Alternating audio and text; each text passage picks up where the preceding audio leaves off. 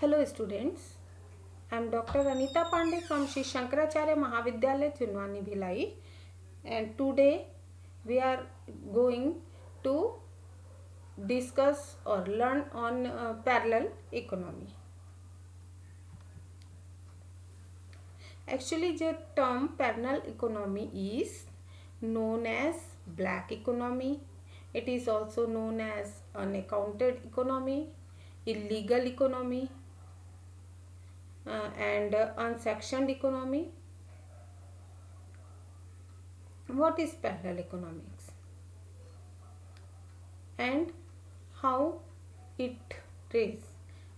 Parallel economy is the functioning of an unsectioned sector in the economy whose objectives run in opposite to the objectives of official sanctioned or legitimate sector. Prevalence of black money gives rise to parallel economy. A striking point about parallel economy is that it promotes the type of economic activities where undisclosed income remains hidden to the tax authorities. कहने का मतलब ये है कि ये जो parallel economy अर्थात कि जो अर्थव्यवस्था समानांतर अर्थव्यवस्था होती है, इसका जो कारण है, इसका जो बैक है, पृष्ठभूमि जो है, उसके मुख्य कारण होते हैं कर चोरी की प्रवृत्ति। लोग कर चोरी करते हैं, अपने इनकम को हिडन रखते हैं, और अनैतिक व्यापार, कुछ इलीगल बिजनेस करते हैं जैसे स्मगलिंग करना, गैम्बलिंग, ये सब जो इलीगल व्यापार होते हैं वो। उसके बाद में सामाजिक दायित्वों की उपेक्षा करते हैं अपनी। भ्रष्ट सरकारी मशीनरी, आए दिन आपने पेपर में सुना होगा कि यहाँ पर इसके घर में छापा मिला तो तकिया के छापा मारा गया तो तकिया के अंदर से या गद्दे के अंदर से नोट बरामद हुआ, या कहीं और भी उसको छुपा के रखा गया था। तो ये सब क्या है? ये उनका जो ऐसी मनी है, वो ब्लैक मनी एक्चुअली ऐसी मनी है जिसको कि वो छुपा कर रखते हैं और उसके बारे में किसी को कोई जानकारी नहीं है। तो और ये मनी वो कहाँ से इकट्ठा करते हैं? घूसखोरी, जमाखोरी, भ्रष्टाचार, ये सब से ही इस तरह की मनी इकट्ठी होती है। कुछ स्टैटिकल डेटा देखते हैं पैरेलल इकोनॉमी में। As per estimates of some economist, the black economy of India is estimated to be at 62% of GDP. Ministry of Finance had commissioned a secret study which concluded in 2014, and as per this study's report, around 90% to 97% of unaccounted wealth of India was laying within India and not outside the India. ये एक 90 to 97% जो money थी वो India में ही थी, India से बाहर नहीं। This was one of the key factor for the government of India to go ahead with demonetization. आप जानते हैं कि अभी कुछ 2-3 साल पहले ही demonetization हुआ है, which removed 85% of currencies in circulation. छुपे हुए जो पैसे थे वो सर्कुलेशन में आ गए डिमोनेटाइजेशन के कारण। This report was an amalgamation of reports generated by 3 institutes. First one is as per National Institute Public Finance and Policy, NIFP. Between 97 to 2009, the flow of illegal money out of the country was 0.2% to 7.4% of GDP. As per 2 other institutes, the follow illicit money out of country ranged from 2.8% to 10% of the Indian economy. However, all the 3 institutes unanimously reported that 97% of illegal wealth was within in India. ये कहने का मतलब ये है कि आपने सुना होगा कि जो ब्लैक मनी होती है उसको लोग कहाँ पर रखते हैं, स्विस बैंक्स में, जो कि स्विट्जरलैंड में है, या कुछ एनी अदर बैंक, या कुछ कांड हुआ था, जो बोफोर्स तोप कांड हुआ था, ये सब यहाँ पर जो रुपया ट्रांसफ़र किया गया था वो स्विस बैंक में किया गया था। तो ये सारी चीज़ें जो हैं ये एक्चुअली ब्लैक मनी है या पैरेलल इकोनॉमी है, जो कि इलीगल तरीके से अर्न की जाती है, और जिसको कि जो पर्सन अर्न करता है वो उसको डिस्क्लोज नहीं कर सकता है। So let's see what are the reasons for parallel economy. First one is tax evasion.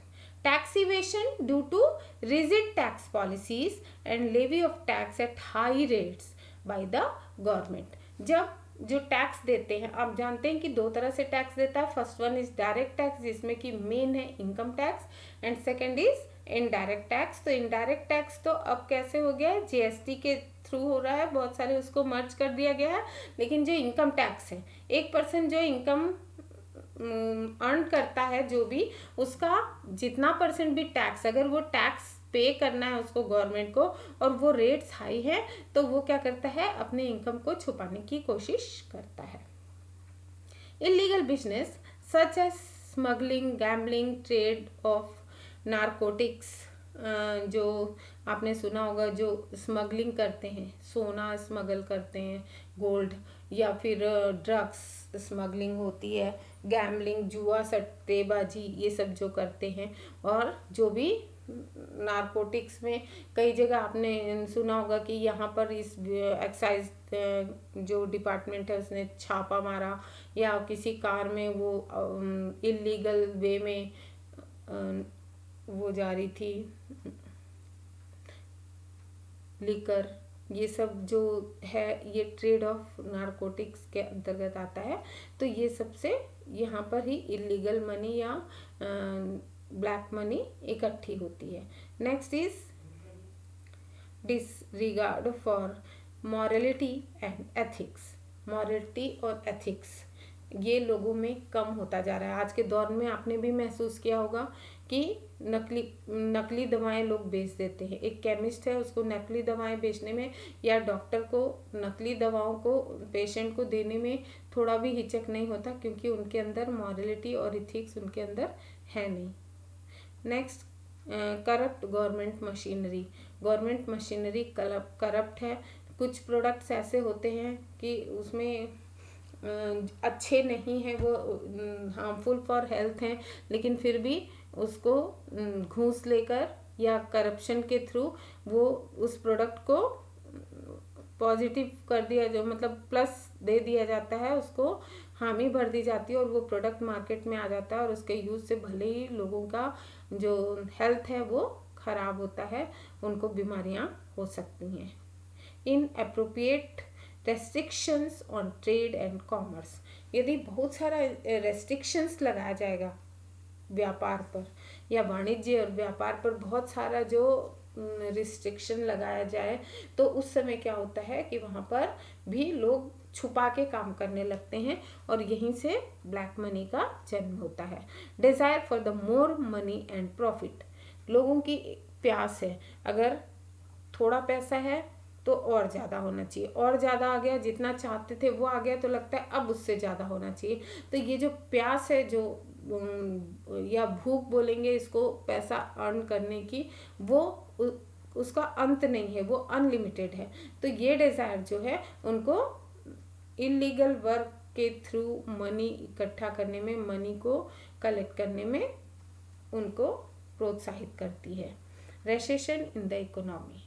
Recession, economy में रेसेशन होता है तो भी पैरेलल इकोनॉमी इंक्रीज होती है। जैसे अभी कोरोना काल में बहुत रेसेशन का दौर था, लोगों के पास पैसा नहीं था, या लोगों को अगर किसी चीज़ की ज़रूरत है तो उस ज़रूरत को पूरा करने के लिए वो जो एक, मान लीजिए कोई एक प्रोडक्ट है या कोई एक चीज़ है जो कि जीने के लिए बहुत ज़रूरी है, या किसी पर्सन को वो बहुत ज़रूरी लगती है, तो वो क्या करेगा, उसने तिगुना या चौगुना दाम देकर उस प्रोडक्ट को या उस वस्तु को, गुड को उसने खरीदा। तो ये सब क्या होता है, जो मतलब जो 10 पैसे की चीज़ है, अगर उसको 15 पैसे में बेच रहे हैं तो भी एक नॉर्मल है, लेकिन उस 10 पैसे की चीज़ को अगर 50 पैसे में बेचा जाए तो यहाँ पर बाकी का जो 40 पैसा है वो क्या आ जाएगा, ब्लैक मनी में, क्योंकि उसको छुपाना पड़ेगा, उस इनकम को डिस्क्लोज नहीं किया जा सकता है। Effects on off parallel economy, क्या इफेक्ट्स होते हैं? First one is growth of economic dualism. Under growth, जो इकोनॉमिक ग्रोथ होता है वो दो तरह से होता है, एक तो ब्लैक मनी के थ्रू और एक वाइट मनी के थ्रू। तो वाइट मनी के थ्रू बहुत स्लो रहता है, लेकिन ब्लैक मनी जो सर्कुलेशन में नहीं आता या छुपा हुआ रहता है वो किसी काम का नहीं होता, क्योंकि जो पैसे हैं मार्केट में आता है पैसा, वो सर्कुलेशन में आता है। अगर कोई पर्सन उसको सेव करता है तो वो सब बैंक में इकट्ठा होता है, लेकिन बैंक उसको क्या करता है, सर्कुलेशन में ले आता है, वो सरकार को या दूसरे लोगों को जो जिनको ज़रूरत रहती है उस समय देते हैं। ये सिर्फ थोड़ा सा ही इधर का उधर हेर फेर है, या डेबिट क्रेडिट करके हम ये सब काम इजली कर सकते हैं। सेकंड है under estimation of the true size of economy. अगर उसका अंडर एस्टिमेशन किया जाए, उसकी साइज क्या है, कैसी है हमारी इकोनॉमी, तो वहाँ पर भी ब्लैक मनी रेज होती है। उसके बाद में tax evasion, thereby loss of revenue of government. Tax evasion होता है, कर की चोरी होती है, तो ये क्या है, गवर्नमेंट के रेवेन्यू का लॉस है। और अगर गवर्नमेंट को रेवेन्यू का लॉस होगा तो देश का डेवलपमेंट नहीं हो पाएगा, क्योंकि जो भी रेवेन्यू मिलता है उसी से गवर्नमेंट जो है वो उसी पैसे को वो डेवलपमेंट में लगाती है। कंट्री का डेवलपमेंट होता है, कंट्री के हम लोगों को या हमारे देशवासियों को सुविधाएं मिलती हैं, सड़क की सुविधा, बिजली, पानी और भी जो ज़रूरतें हैं, अच्छे अस्पताल, ये सारी चीज़ें ये इसी के थ्रू होती हैं, जो रेवेन्यू गवर्नमेंट कलेक्ट करती है आम पब्लिक से। फिर अनडिटरमाइनिंग इक्विटी जो इक्विटी है, जहाँ पर बराबर होना चाहिए, जो व्यवस्था है वो इक्वल होनी चाहिए, सारे पर्सन्स के जो इनकम है वो सेम नहीं हो सकती, तो कम से कम इतनी हो कि वो एकदम गरीबी और अमीरी के बीच की खाई ना दिखे। तो ये जो गरीबी और अमीरी के बीच की खाई है, ये भी पैरेलल इकोनॉमी को जन्म देती है। Widening gap between the rich and poor, रईस और जो गरीब होते हैं, इनके बीच में बहुत बड़ा गैप होने के कारण ये इनमें क्या होता है, असंतोष। रिच को लगता है कि हमारे पास बहुत दुनिया की सारी ताकत है, और वहीं पुअर को लगता है कि मैं इतना गरीब और वो सामने वाला कितना अमीर है, और इस तरह की उनके बीच में जो गैप है वो दूरी बढ़ती जाती है। लाविश कंजम्पशन ऑफ स्पेंडिंग, ये जो कंजम्पशन है, स्पेंडिंग, कुछ लोग होते हैं ऐसा, आपने सुना होगा कि कुछ लोग खा के मर जाते हैं और कुछ लोग बिना खाए मर जाते हैं, यानी कि ये जो दोनों सिचुएशन है ये दोनों ही खराब है।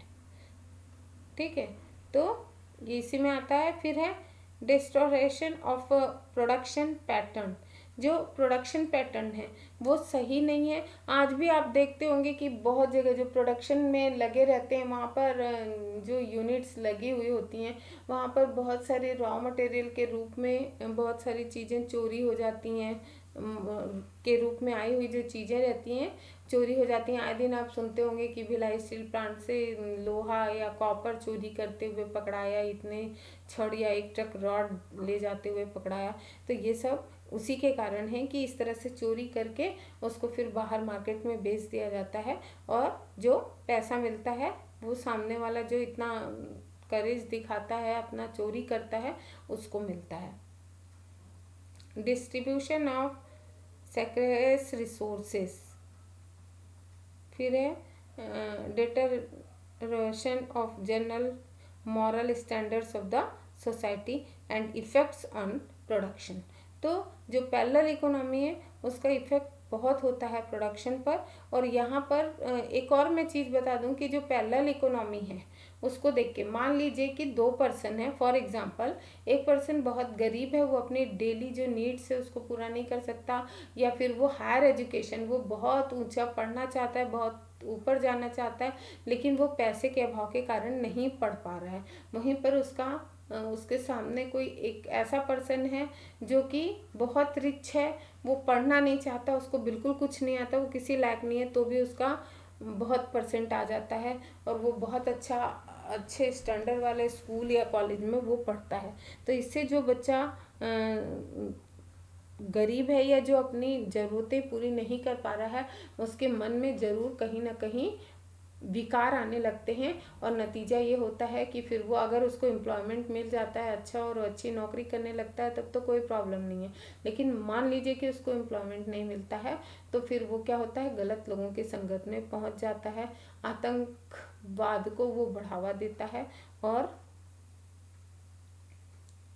ज़्यादा से ज़्यादा पैसा कमाता है। और लेकिन वो पैसा कैसे होता है, इल्लीगल तरीके से होता है, इसलिए वो उसको डिस्क्लोज नहीं कर सकता, और यहाँ पर ही ब्लैक मनी या पैरेलल इकोनॉमी चलने लगती है। अंडरवर्ल्ड में भी आपने देखा होगा, वहाँ पर एक अपनी पैरेलल इकोनॉमी ही चलती है। Measures of counteract parallel economy, तो कुछ मेजर्स हैं जैसे mandatory digitations of all land and property records linked to pan and Aadhaar numbers. तो ये जो पैरेलल इकोनॉमी है इसको कंट्रोल करने के लिए आप जानते हैं कि आजकल आधार नंबर कंपलसरी कर दिया गया है, सबका पैन नंबर होता है। उसके बाद में tax on agriculture income based on forms holding living small and marginal farmers untouched and unaffected. जो टैक्स है एग्रीकल्चर पर, एग्रीकल्चर इनकम टैक्स फ्री कर दी गई है, लेकिन कुछ केसेस में जो बहुत बड़े फर्म्स होती हैं, फार्मर्स होते हैं, उनसे उनकी अपेक्षा जो छोटे फार्मर्स हैं या जो मझोले किसान हैं उनको अनइफेक्टेड रखा गया, उनके ऊपर उनके लिए जो एग्रीकल्चर इनकम है वो टैक्स फ्री है। Small and marginal farmers be provided one-time state assistance to rid their personal debate taken from local money lenders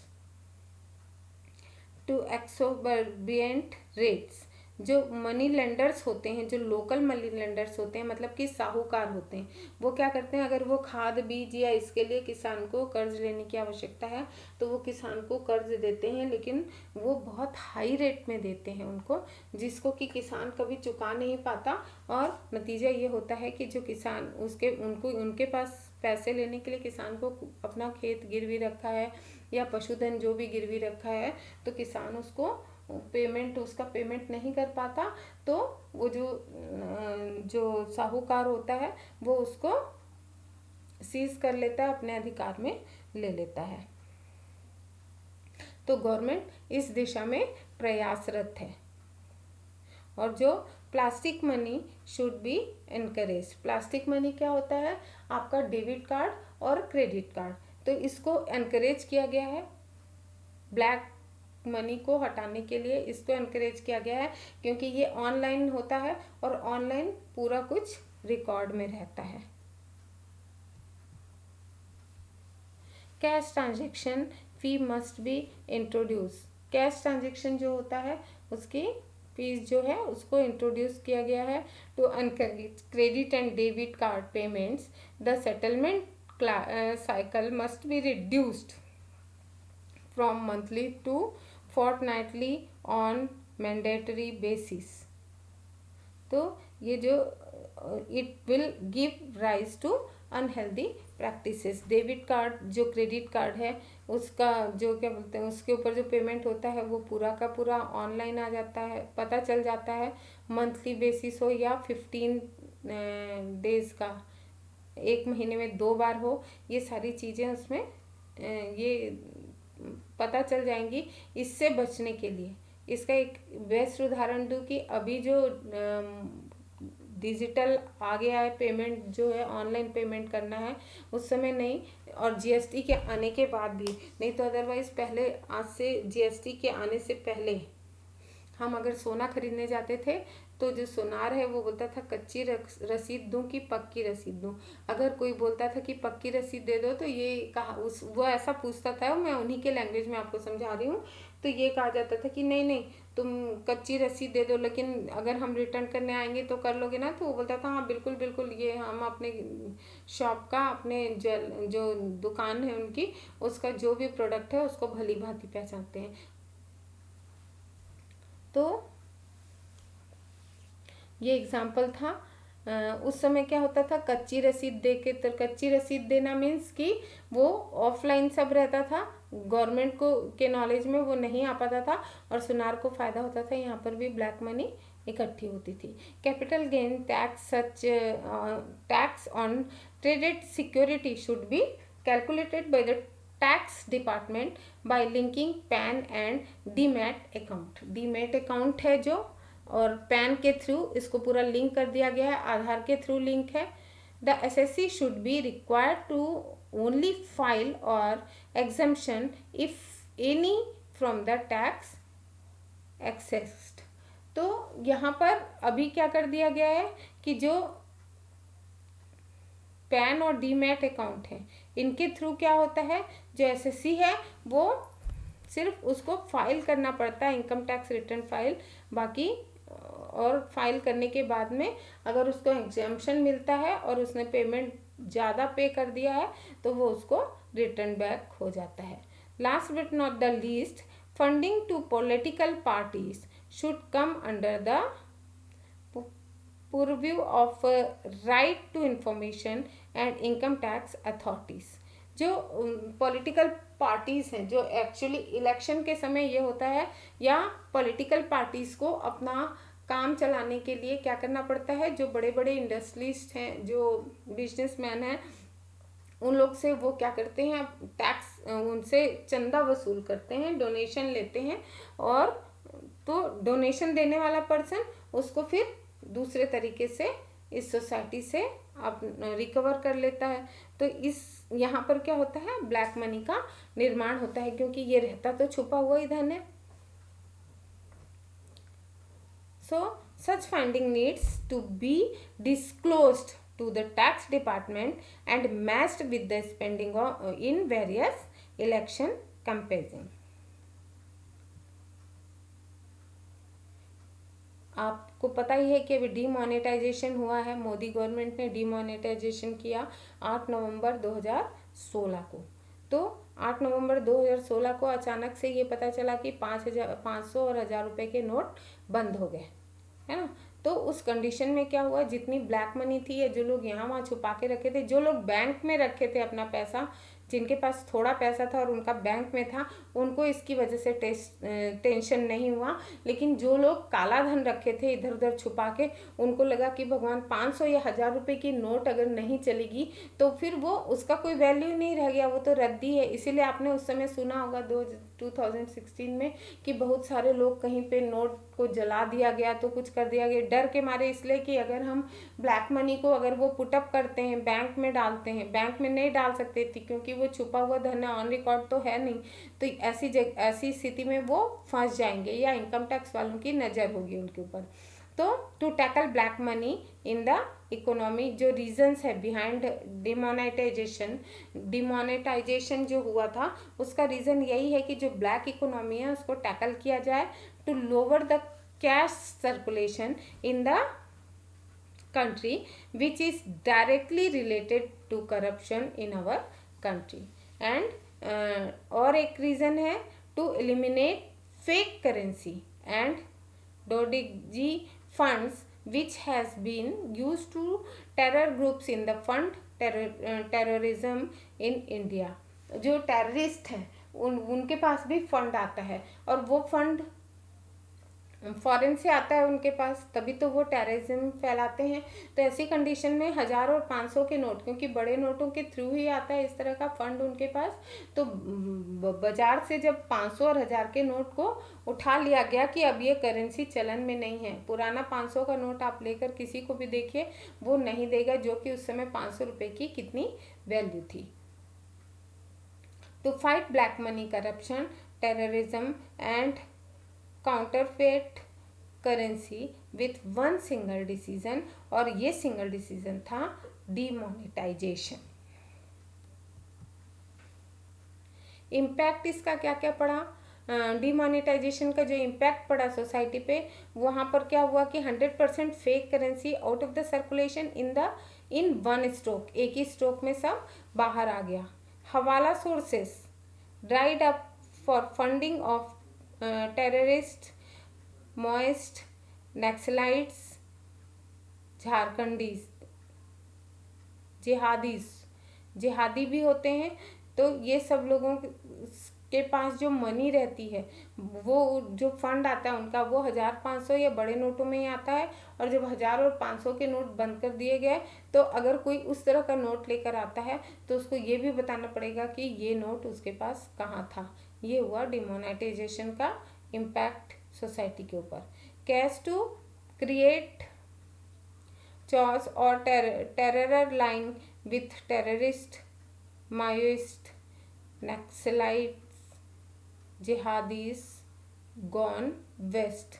जो भी इन लोगों के पास जो उन्होंने पैसा रखा था फंड का, वो सब क्या हुआ, अचानक से बेकार हो गया, उसका कोई यूज़ नहीं रह गया, यूजलेस हो गया। कश्मीर बैक टू नॉर्मल, आज़ादी forgotten, no schools burned and no stone pillars to be found.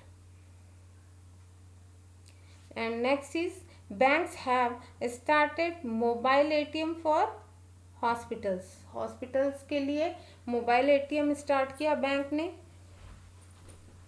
Jan Dhan accounts are full with money, Jan Dhan Yojana में पर्सन्स का अकाउंट खुलता है, और जनधन योजना के लिए जो अकाउंट बनाए गए हैं वो मनी से भरे हुए हैं। 55 lakh money dispute settled in 1 day in लोक अदालत। तो इसको भी बढ़ावा दिया गया है। 55 लाख मनी, इतनी मनी डिस्प्यूट हुई कहाँ से, लोक अदालत से। मोर than 3 lakhs or cash already deposited in the bank. All businessmen are depositing cash lying with them as current year income with advance account.